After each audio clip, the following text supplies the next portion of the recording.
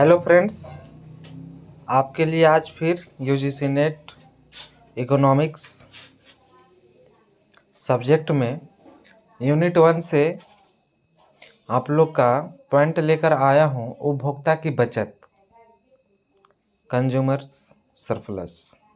ठीक है, उपभोक्ता की बचत में हम लोग जो देखने वाले हैं वहाँ पर देखिए क्या है कि उपभोक्ता की बचत को प्रतिपादन किसने किया।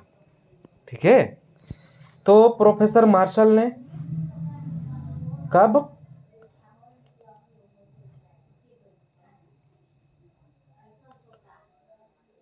1879 में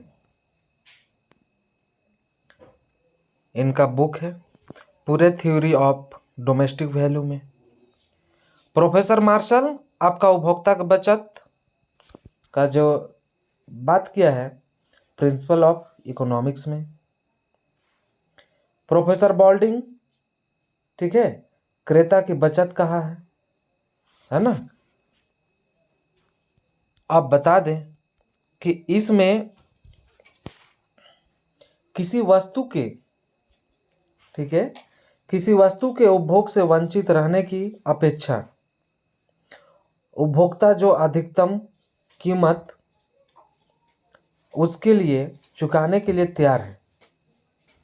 ठीक है, किसी वस्तु के उपभोग से वंचित रहने की अपेक्षा उपभोक्ता जो अधिकतम कीमत उसके लिए चुकाने के लिए तैयार है और जो कीमत वास्तव में वह उस वस्तु के लिए चुकाता है यानी देता है, इन दोनों कीमतों के अंतर को ही उपभोक्ता की बचत कहते हैं। समझ गए? चलिए अब आगे बढ़ते हैं। उपभोक्ता की बचत की एक रेखा चित्र होता है और उपभोक्ता की रेखा चित्र इस तरह से है।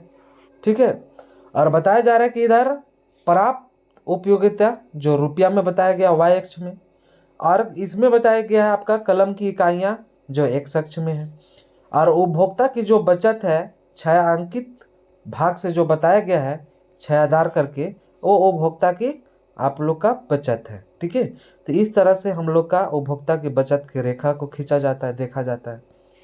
और एक है, ठीक है, ये भी है। समझ गए? चलिए आगे आप बढ़ते हैं। इसमें आप लोग को एग्जाम के दृष्टि से इसका मान्यता को भी देखना है। कहता क्या है कि वस्तु की उपभोक्ता को, ठीक है, सॉरी, वस्तु की उपयोगिता को मुद्रा के रूप में मापा जा सकता है। ठीक है, किस रूप में? मुद्रा के रूप में।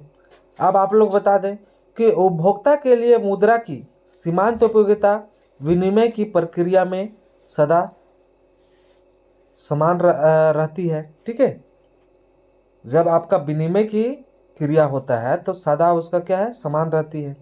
वस्तु की कोई स्थानापन्न वस्तु नहीं है।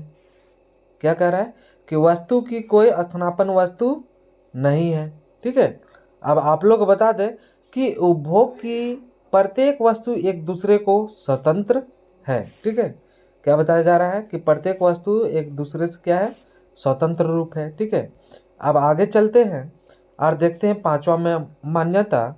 और पांचवा मान्यता में आप लोग के क्या है कि उपभोक्ताओं की आय और रुचि और फैशन और मनोदशा, है ना, इत्यादि में कोई भी अंतर नहीं होता है, तब जाके आपका उपभोक्ता की बचत दिखाई पड़ेगा, पता चलेगा। ठीक है, अब आप लोग ये बता दें कि प्रोफेसर टॉसिंग के अनुसार कहते क्या है कि उपभोक्ता की बचत बराबर कुल उपयोगिता माइनस सीमांत उपयोगिता गुना आपका वस्तु की इकाई।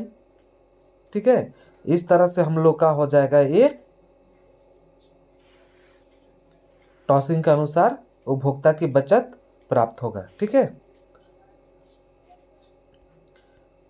ठीक है फ्रेंड्स, आज हम लोग देखे इस वीडियो में उपभोक्ता की बचत, है ना, और मेरे ख्याल से लगता है कि आप लोग को उपभोक्ता की बचत समझ में आ गया होगा। ठीक है, तुरंत ही आप लोग को न्यू क्लास अगले दिन लाएंगे। ठीक है।